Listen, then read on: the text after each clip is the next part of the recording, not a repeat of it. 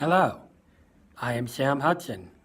My art piece is Alphabet Good Humor by Claes Oldenburg, which is currently located in Crystal Bridges. Claes Oldenburg is a sculptor that focused on creating large-scale statues of everyday objects. He was born in 1929 in Stockholm, Sweden. He emigrated to America and gained citizenship in 1953 after studying in Yale University from 1946 to 1950. Oldenburg's primary focus in the field of art was common objects in the urban environment, and he used that theme to become a well-established American pop artist. His early sculptures, such as The Street, The Store, and Ray Gun Theater, were major advancements into the world of pop art.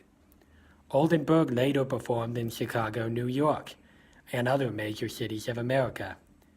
After his performances, he returned to his hometown of New York and made large-scale works such as Geometric Mouse, Giant Ice Bag, and, in 1975, Alphabet Good Humor.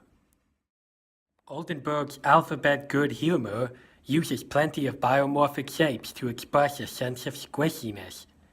His choice of color and frequent use of curves makes his material look softer than it is. The colors used are consistently bright and vibrant, and are designed to catch the eye of the viewer. The sculpture was created out of bronze and fiberglass, which gives it a shiny and smooth texture.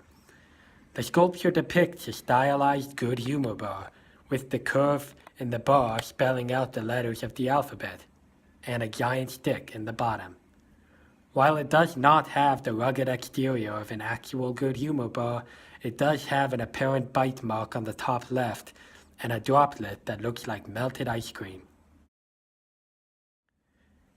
Alphabet Good Humor, while bearing resemblance to ice cream, also bears resemblance to the human brain.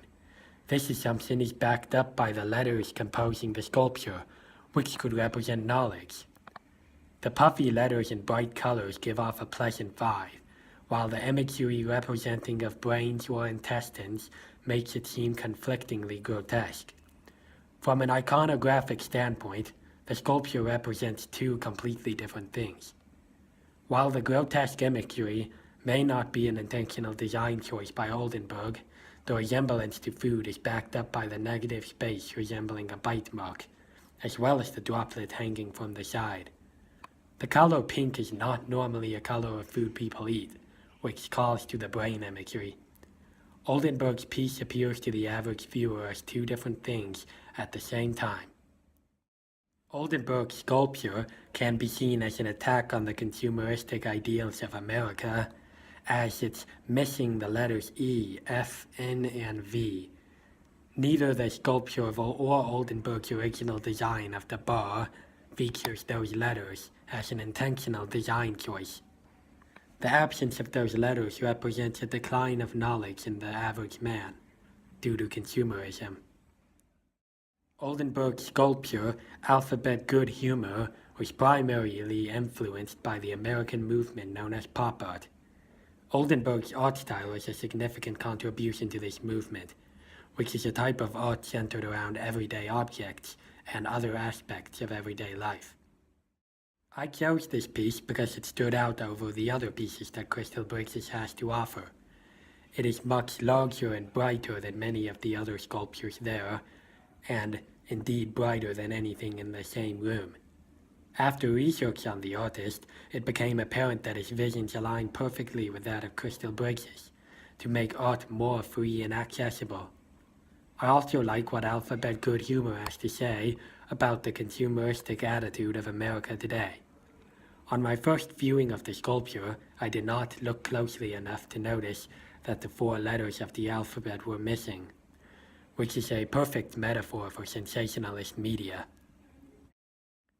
Alphabet Good Humor holds value even 40 years after it was built, because even if the object it is built to resemble fades from public memory, the message it broadcasts still holds true.